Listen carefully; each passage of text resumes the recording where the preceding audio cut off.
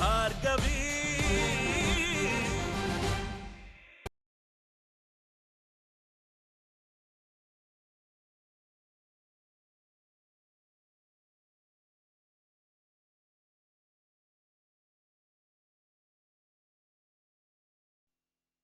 ಕತ್ಲಲ್ಲೇ ಮುಳುಗ್ ಹೋಗಿದ್ ನಮ್ ಜೀವನನ ನೀನು ಅರ್ಜುನ್ ಸೇರಿ ಬೆಳಕ್ ಮಾಡಿದೀರಾ ಭಾರ್ಗವಿ. ನಾವೆಲ್ಲ ಹೀಗೆ ಒಟ್ಟಿಗೆ ಇರೋದು ನನಗೆಷ್ಟು ಖುಷಿ ಆಗ್ತಾ ಇದೆ ಗೊತ್ತಾ? ನೋಡ್ತಾ ಇರು ಅಮ್ಮ, ಇದು ಬರೀ ಆರಂಭ ಅಷ್ಟೆ. ಅಪ್ಪನ್ಗೆ ಮತ್ತೆ ಕೋಟ್ ಹಾಕ್ಸಿ ಕೋರ್ಟ್ಗೆ ಕರ್ಕೊಂಡು ಹೋಗ್ತೇನೆ. ಆ JP ಪಾಟೀಲ್ ಎದುರುಗಡೆ ನಿಂತು ಅಪ್ಪ ಹೋರಾಡ್ತಾರೆ, ಅತ್ತೆಗೆ ನ್ಯಾಯ ಕೊಡಿಸ್ತಾರೆ. ಅದನ್ನ ನೋಡಿ ನಾನ್ ಕಣ್ತುಂಬ್ಕೊಳ್ತೀನಮ್ಮ. ಅದೇ ನನ್ ಮುಂದಿನ ಗುರಿ. ಅಣ್ಣ, ಕೊಟ್ಟ ಹೆಣ್ಣು ಕುಲಕ್ ಹೊರಗೆ ಅಂತಾರೆ. ಆದ್ರೆ ನಮ್ ಕೂಸು ಮದ್ವೆ ಆಗಿ ಗಂಡನ ಮನೆಗೆ ಹೋದ್ಮೇಲೂ ಬರೀ ನಮ್ ಯೋಚನೆ ಮಾಡ್ತಾ ಇರ್ತಾಳೆ. ಇಂಥ ಕೂಸನ್ ಪಡೆಯೋದಕ್ಕೆ ನಾವು ನಿಜವಾಗ್ಲೂ ಪುಣ್ಯ ಮಾಡಿದ್ವಿ ಅಣ್ಣ.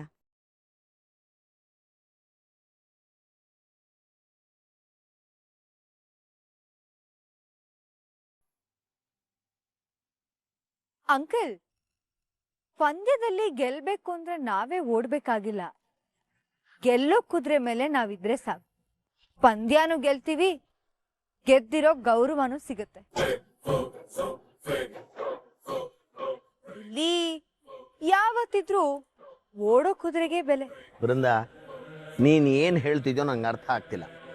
ನಾವೀಗ ಯೋಚನೆ ಮಾಡ್ಬೇಕಾಗಿರೋದು ಭಾರ್ಗವಿ ಮೇಲಿನ ಸೇಡಲ್ಲ ಅಂಕಲ್, ಅವಳ ಗೆಲುವಿನ ಬಗ್ಗೆ, ಅವಳಗ್ ಸಿಕ್ತಿರೋ ಯಶಸ್ಸಿನ ಬಗ್ಗೆ. ಅವಳದ್ ಎಷ್ಟು ಎತ್ತರಕ್ಕೆ ಬೆಳಿತಾಳೋ ಅಷ್ಟು ನಮ್ಗೆ ಲಾಭ. ಆ ಭಾರ್ಗವಿ ಎದ್ರು ನಾವ್ ಮತ್ತೆ ಸೋಲ್ಬೇಕಾ? ಇಲ್ಲ, ನೀವು ಗೆಲ್ಲೋದಕ್ಕೆ ಭಾರ್ಗವಿ ಗೆಲುವನ್ನ ಉಪಯೋಗಿಸ್ಕೊಳ್ಳಿ ಅಂತ ಇದ್ದೀನಿ. ಅದನ್ನ ಈಗ ನಾವು ವಿಕ್ಕಿಯಿಂದ ಶುರು ಮಾಡ್ಬೇಕು.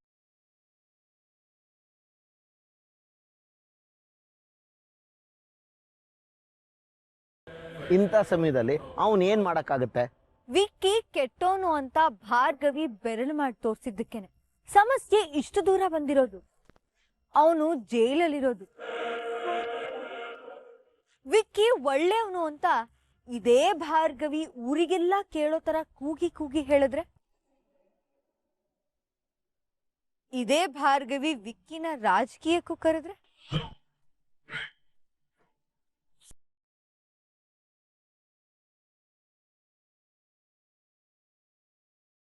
ಬೃಂದ, ಇದೆಲ್ಲ ಆಗು ಹೋಗೋ ಮಾತುಗಳ.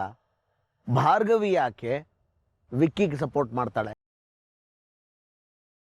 ವಿಕ್ಕಿ ಮಾತ್ರ ಅಲ್ಲ, ನಮ್ ಎಲ್ರನ್ನು ಕಂಡ್ರು ಅಸಹ್ಯ ಪಡ್ಕೋತಾಳೆ. ತುಂಬಾ ಕೊಬ್ಬು ಅವಳಿಗೆ. ಅವಳು ನಮ್ಗೆ ಹೆಲ್ಪ್ ಮಾಡ್ತಾಳ. ಈ ಬೃಂದ ಮನ್ಸ್ ಮಾಡಿದ್ರೆ ಅಸಾಧ್ಯ ಅನ್ನೋದು ಯಾವ್ದೂ ಇಲ್ಲ. ಬಟ್ಟೆ ಕಲೆ ಆಯ್ತು ಅಂತ ಬಟ್ಟೆನೆ ಬದಲಾಯಿಸ್ಬೇಕಾಗಿಲ್ಲ ವಂದನ. ಹಾಗೆ ಏನಾದ್ರೂ ಒಂದು ಡಿಸೈನ್ ಮಾಡಿದ್ರೆ ಆಯ್ತು. ವಿಕ್ಕಿ ಆಚೆ ಬರ್ಲಿ, ಅಲ್ಲಿವರೆಗೂ ನೀವು ಸಮಾಧಾನವಾಗಿರ್ಬೇಕು ಅಷ್ಟೇ. ಅವನ್ ಆಚೆ ಬಂದ್ಮೇಲೆ ಏನ್ ಮಾಡೋದು? ಅವನ್ ಏನು ಮಾಡ್ಬೇಕಾಗಿಲ್ಲ. ಅವನು ಬದ್ಲಾಗಿರೋ ಹಾಗೆ ನಾಟಕ ಮಾಡ್ಕೊಂಡು ರಿತು ಜೊತೆ ನೆಮ್ಮದಿಯಾಗಿ ಸಂಸಾರ ಮಾಡ್ಕೊಂಡಿದ್ರೆ ಅಷ್ಟು ಸಾಕು. ಮಿಕ್ಕಿದ್ದನ್ನೆಲ್ಲ ಆ ಭಾರ್ಗವಿನೇ ಮಾಡ್ತಾಳೆ. ನಿಮ್ಮ ಮಾವ JP ಇಂದ ನನಗಾಗಿರೋ ಅವಮಾನ ಚಿಕ್ಕದು ಅನ್ಕೊಂಡಿದ್ಯಾ? ಪದೇ ಪದೇ ಮೋಸ ಹೋಗಿದ್ದೀನಿ. ಮತ್ತೆ ನಿಮ್ಮ ಕುಟುಂಬನ ನಂಬೋಕೆ ನನಗೆ ಮನಸ್ಸು ಬರ್ತಿಲ್ಲ. ಅಂಕಲ್, ಪದವಿ ಬೇಕು, ವೋಟ್ ಬೇಕು ಅಂದಾಗ ಜನರ ಮುಂದೆ ಕೈ ಚಾಚಿ ಬೇಡ್ಕೊಡೋದಿಲ್ವಾ? ಇದನ್ನು ಹಾಗೆ ಅನ್ಕೊಳ್ಳಿ. ಅಲ್ಲ ಅಂಕಲ್, ಆ ಭಾರ್ಗವಿ ಮಾಡಿದ ತಪ್ಪಿಂದ ನಿಮ್ಮ JP ಮಾವನ್ ಗೆಳೆತನನ ಯಾಕೆ ದೂರ ಮಾಡ್ಕೋತೀರಾ? ಎಷ್ಟು ವರ್ಷದ ಗೆಳೆತನ ಹೇಳಿ ನಿಮ್ದು?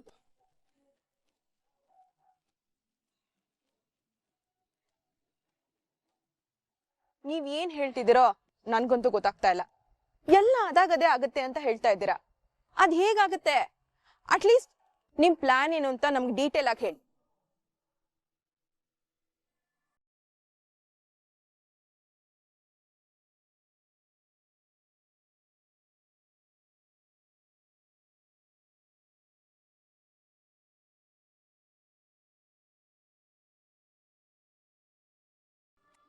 ಒಪ್ಗೆನಾ?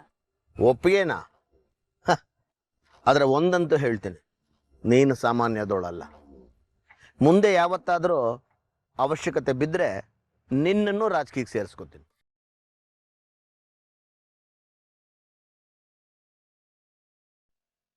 ರಾಜ್ಯ ನನ್ನ ಕೈ ಸೇರುತ್ತೆ ಅಂದರೆ ನಾನು ಏನು ಬೇಕಾದರೂ ಮಾಡ್ತೀನಿ.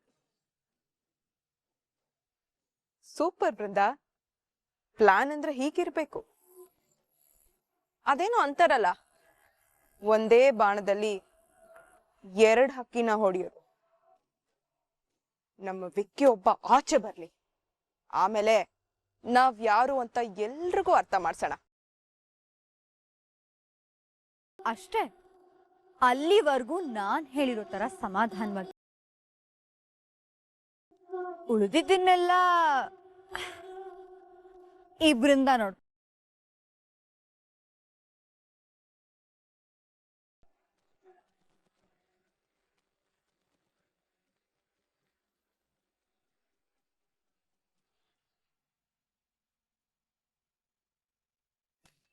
ಶ್ರೀಮಂತಪ್ಪ, ಯಾಕೆ ಹೇಗೆ ಹೊರಗಡೆ ನಿಂತಿದ್ದೀರಾ? ನಡೀರಿ ಒಳಗಡೆ ಬನ್ನಿ. ಇರು ಇರು ಇರು, ಅಲ್ಲ, ಏನಾಯ್ತು? ಯಾಕೆ?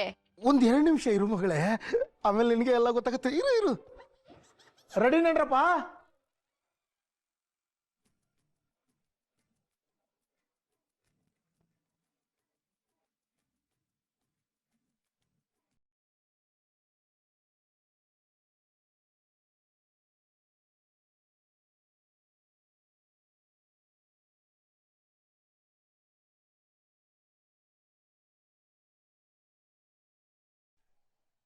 ಈಗ ಬನ್ನಿ ಬನ್ನಿ ಬನ್ನಿ.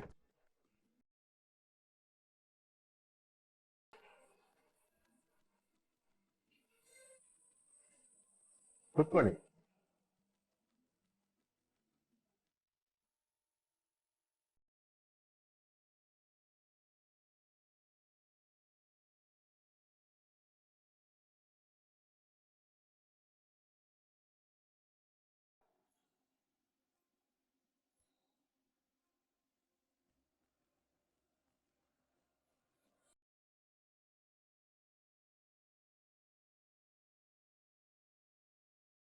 ಏನಿದೆಲ್ಲ? ನಮ್ ಲಾಯರ್ ಮೇಡಮ್ಗೆ ಹೊಸ ಆಫೀಸ್ ಸೆಟಪ್.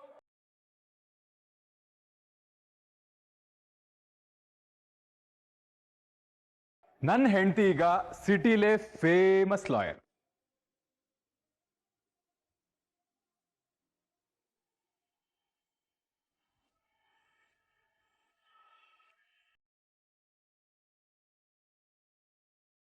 ಡ್ಯಾಡ್, ಇವರು ನಾಗರಾಜ್ ಅಂತ ಡೆವಲಪರ್. ನಮಸ್ಕಾರ ಸರ್. ಡ್ಯಾಡ್, ಇವ್ರದ್ದೊಂದು ಪ್ರಾಪರ್ಟಿ ಲಿಟಿಗೇಟೆಡ್ ಆಗಿದೆ. ಆ ವಿಚಾರವಾಗಿ ಸ್ವಲ್ಪ ಕಾಂಪ್ಲಿಕೇಶನ್ಸ್ ಇದೆ. ನಿಮ್ಮ ಹತ್ರ ಬಂದರೆ ಅದು ಸಾರ್ಟ್ ಔಟ್ ಆಗುತ್ತೆ ಅಂತ ಕರ್ಕೊಂಬಂದಿದ್ದೀನಿ ಡ್ಯಾಡ್.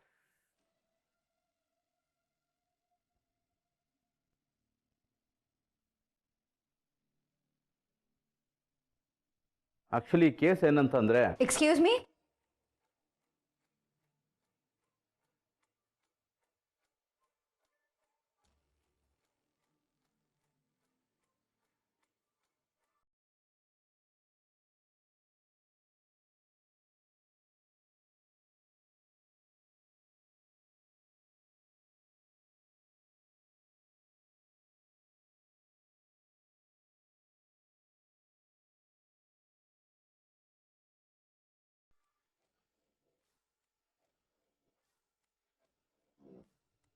ಹೇಳಿ ನಾಗರಾಜ್, ಕೇಸ್ ಆಗಿರೋದು ಯಾಕೆ? ಡ್ಯಾಡ್, ಕೇಸ್ ಬಗ್ಗೆ ಮಾತಾಡಬೇಕಾದ್ರೆ ಇವಳು ಯಾಕೆ ಅಂತ? ನಾನು ಮಾವಂಗೆ ಹೆಲ್ಪ್ ಮಾಡ್ತಾ ಇದ್ದೀನಿ ಚರಣ್. ನಿನಗ್ಯಾಕೆ ಹೊಟ್ಟೆ ಉರಿ? ಇವ್ರು ಯಾರಂತ ಗೊತ್ತಾಗ್ಲಿಲ್ಲ. ನೀವು ಲಾಯರಾ ಮೇಡಮ್? ಇಲ್ಲ, ನಾನು ಇವರ ಪ್ರೊಫೆಷನಲ್ ಮ್ಯಾನೇಜರ್. ಇವರ ಕೇಸ್ ಡೇಟ್ಸ್, ಫೀಸ್ ಎಲ್ಲ ನೋಡ್ಕೊಳ್ಳೋದು ನಾನೇ.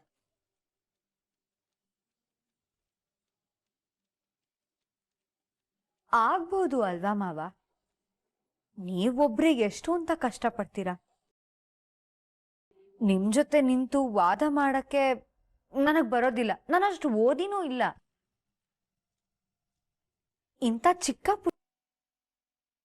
ನಿಮ್ಗೂ ಹೆಲ್ಪ್ ಆಗುತ್ತೆ ಅಂತ ಮಾವ. ಓಕೆ ಅಲ್ವಾ?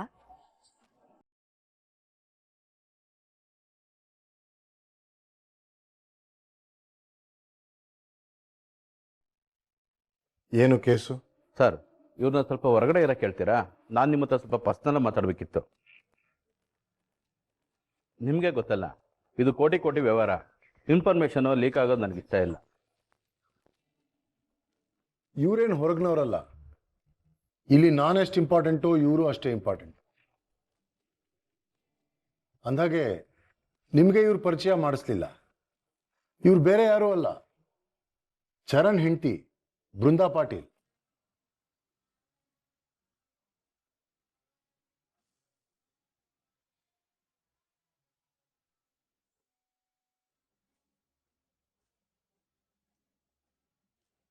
ಪರವಾಗಿಲ್ಲ ಸರ್, ನೀವು ಹೇಳಿ. ಸರ್, ನಂದೊಂದು ಲ್ಯಾಂಡ್ ಇದೆ. ಪಕ್ಕದಲ್ಲಿದ್ದ ರೋಡಲ್ಲಿ 100 ಮೀಟರ್ ಜಾಗನ ನನ್ನ ಲ್ಯಾಂಡಿಗೆ ಸೇರಿಸ್ಕೊಂಡಿದ್ದೀನಿ. ಈಗ ಅರ್ಧ ಬಿಲ್ಡಿಂಗ್ ಎದ್ಮೇಲೆ ತಕ್ರಾಲ್ ತೆಗೆದಿದ್ದಾರೆ. ಇಡೀ ಬಿಲ್ಡಿಂಗ ಬೀಳ್ಸಿ ಅಂತಿದ್ದಾರೆ. ಏನು ಹುಡುಗಾಟನಾ ಸರ್? ನೀವೇನಾದ್ರು ಒಂದು ಡೀಲ್ ಮಾಡಿಕೊಡಿ ಸರ್.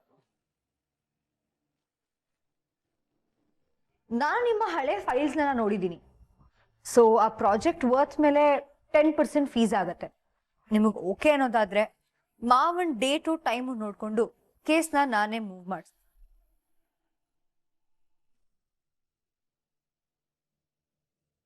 ಏನ್ರಿ ಚರಣ್ ಇದು? ನಮ್ಮಪ್ಪ ದೊಡ್ಡ ಲಾಯರು ಅಂತೇಳಿ ಬಿಲ್ಡಪ್ ಕೊಟ್ಕೊಂಡು ಕರ್ಕೊಂಡ್ಬಂದ್ರಿ. ಈಗ ನೋಡ್ರಿ, ಇವರು 10% ಕೇಳ್ತಿದ್ದಾರೆ. ಡ್ಯಾಡ್, ನಂಗೆ ತುಂಬ ಬೇಕಾದರು. ಸ್ವಲ್ಪ ನೋಡ್ಕೊಂಡು ಮಾಡಿಕೊಡಿ. ಎಷ್ಟು ಸಲ ಕೇಳಿದ್ರು ಅದೇ ಫೀಸ್. ನೀವು ಹ್ಞೂ ಅಂದ್ರೆ ಮುಂದುವರಿಯೋಣ ಸರ್. ಏನಮ್ಮ ನೀನು? ನಾನು ಇವ್ರ ಹತ್ರ ಮಾತಾಡ್ತಾ ಇದ್ದೀನಿ. ಹಿಂದೆ ಮುಂದೆ ಗೊತ್ತಿಲ್ಲದೆ ಮಾತಾಡಕ್ ಬರಬೇಡಿ. 10% ಅಂದ್ರೆ ಎಷ್ಟು ಅಂತ ನಾನು ಗೊತ್ತನ್ರಿ ನಿಮಗೆ?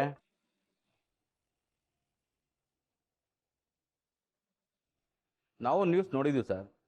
ಮೊನ್ನೆ ತಾನೇ MLA ಕೇಸಲ್ಲೂ ಸೋತಿದ್ದೀರಾ.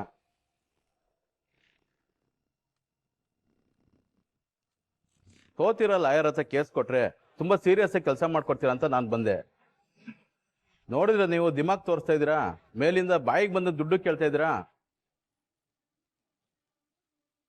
ಯಾರ್ರೀ ಸೋತಿರೋ ಲಾಯರ್? ಈ ಸಿಟಿಲಿ ಮಾವಂಗಿಂತ ಫೇಮಸ್ ಲಾಯರ್ ಇನ್ನೊಬ್ರಿಲ್ಲ. ಅದ್ ಎಷ್ಟು ಧೈರ್ಯ ಇದ್ರೆ ನಮ್ಮನೆಗೆ ಬಂದು ಹೀಗ್ ಮಾತಾಡ್ತೀರಾ? ಇವ್ರಿಗಿಂತ ಫೇಮಸ್ ಲಾಯರು ಇನ್ನೂ ಇಬ್ಬರಿದ್ದಾರೆ ಮೇಡಮ್. ಭಾರ್ಗವಿ ಭಟ್ಕಳ್, ಅರ್ಜುನ್ ಪಟೇಲ್.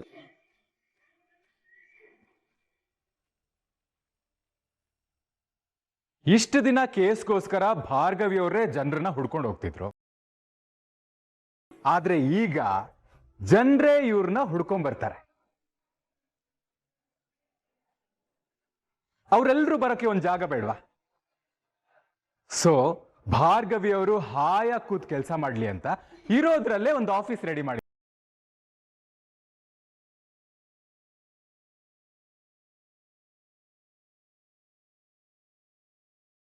ಬೀಗ್ರೆ, ಅದಕ್ಕೆ ಅಲ್ವಾ ಇವ್ರಿಬ್ರು ಭಲೆ ಜೋಡಿ ಅಂತ ಕರೆಯೋದು. ಇದಕ್ಕೆ ಅಂತಾನೆ ನೀವು ನಮ್ ಜೊತೆ ದೇವಸ್ಥಾನಕ್ಕೆ ಬರ್ಲಿಲ್ಲ ಅಲ್ವಾ? ನಮ್ಮನ್ನೆಲ್ಲ ದೇವಸ್ಥಾನಕ್ಕೆ ಕಳಿಸ್ಬಿಟ್ಟು ಇವರು ದೇವತೆಗೆ ಗುಡಿ ಕಟ್ಟಿದ್ದಾರೆ.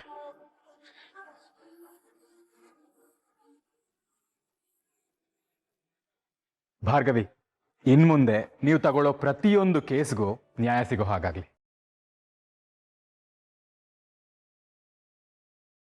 ಅಂದ್ರೆ ಭಾರ್ಗವಿ ಇನ್ ಮುಂದೆ ಇಲ್ಲೇ ಕೆಲಸ ಮಾಡ್ತಾಳ? ಹೌದು. ಅಳಿಮಯ್ಯ, ಈಗ ನೀನು ಲಾಯರ್ ಅಲ್ವಾ? ನೀನ್ ಕೆಲಸ ಮಾಡಲ್ವಾ? ನಾನ್ ನನ್ನ ಹೆಂಡತಿಯಷ್ಟು ಸೀನಿಯರ್ ಆಗಿಲ್ಲ ಮಾವ. ಅವ್ರಿಗೆ ಅಸಿಸ್ಟೆಂಟ್ ಆಗಿರ್ತೀನಿ. ಆಗ್ಬೋದಾ ಮೇಡಮ್?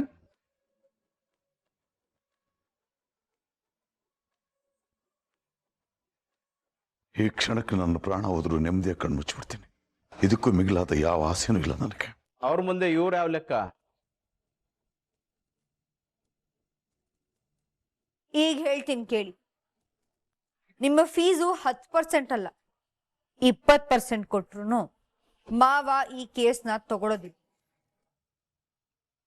ವೃಂದ, ಬಾಯಿ ಮುಚ್ಕೊಂಡು ಸುಮ್ಮನೆ ಇರ್ತೀಯಾ? ನಿನ್ಗಿದೆಲ್ಲ ಅರ್ಥ ಆಗಲ್ಲ. ಹೇಳಿದ್ ಕೇಳಿಸಿಲ್ವೇನ್ರಿ? ನಡೀರಿ ಆಚೆ.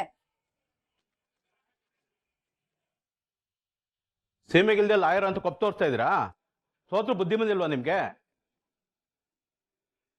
ಇದಕ್ಕೆ ಕಣ್ರಿ ನೀವು ಹೊಸಬ್ರ ಹತ್ರ ಸೋತಿದ್ದು. ನಿಮ್ ಕಾಲ ಮುಗೀತು. ಇನ್ನೇನಿದ್ರು ನಿಮ್ ಮಗ ಸೋಸೋದೇ ಕಾಲ.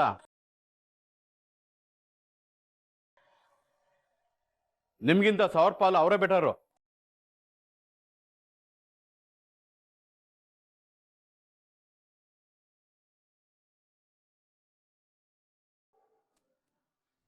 ಮಾವ, ಹೊಸ ನೀರ್ ಬಂದಾಗ ಹಳೆ ನೀರನ್ನ ಬಿಡೋದು ಸಹಜ. ಆದ್ರೆ ನೀವು ಮುಗಿದಿರೋ ಸಮುದ್ರ ಅನ್ನೋದು ಈ ಮುಟ್ಟಾಳ್ರಿಗೆ ಗೊತ್ತಿಲ್ಲ.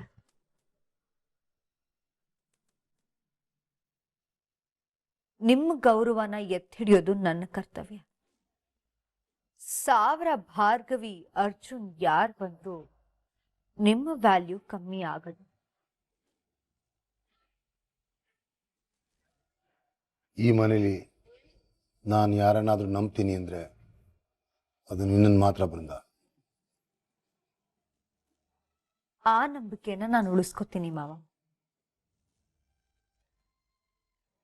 Good. I have some calls to make.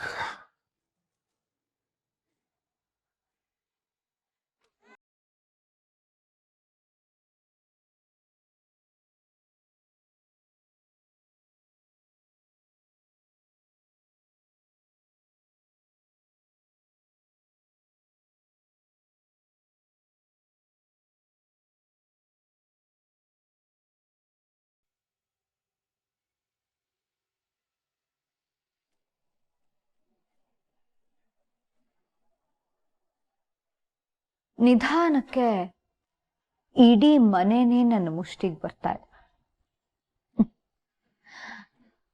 ಎಲ್ರನ್ನೂ ಬುಗ್ರಿ ಬುಗ್ರಿ ಆಡಿಸ್ದಂಗ್ ಆಡಿಸ್ತೀನಿ.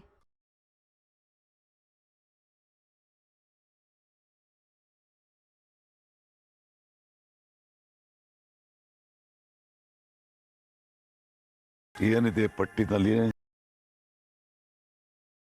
ಓ ಎಲ್ಲಪ್ಪ, ಇಷ್ಟುದ್ದ ಪಟ್ಟಿ, ದುಡ್ಡು ಮಾತ್ರ ಇಷ್ಟೇ. ಏನ್ ಮಾಡೋದು? ಸಾಲ ಹೇಳ್ಬಿಡೋಣ, ತಿಂಗಳಾದ್ಮೇಲೆ ತೀರ್ಸಿದ್ರಾಯ್ತು.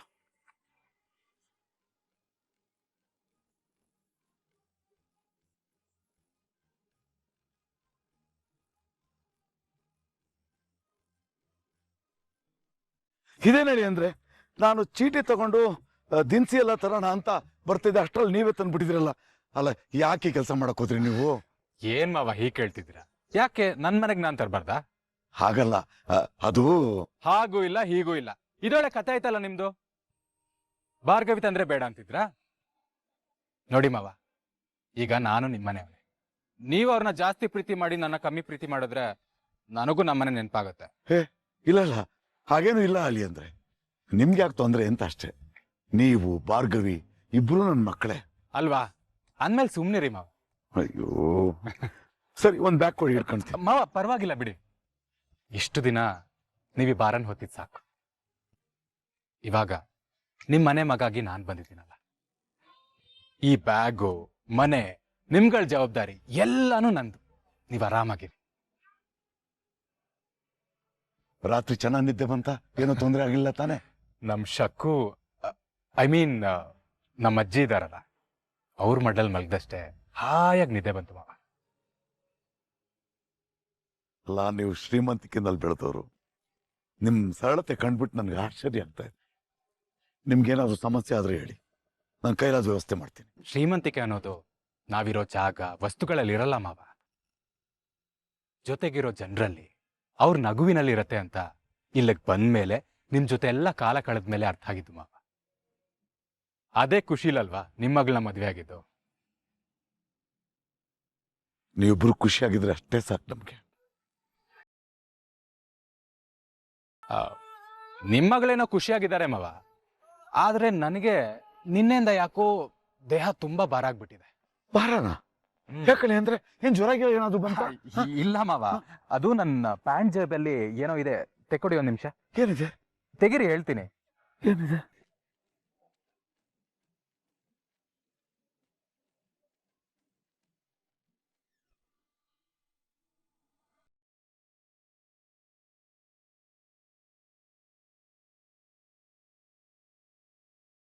ನಮ್ ಸಿಂಗಾರಿ.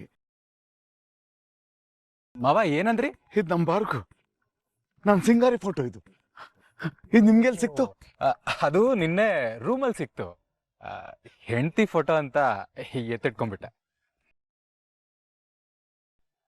ಇದರಿಂದ ಒಂದು ದೊಡ್ಡ ಕಥೆನೇ ಐತೆ.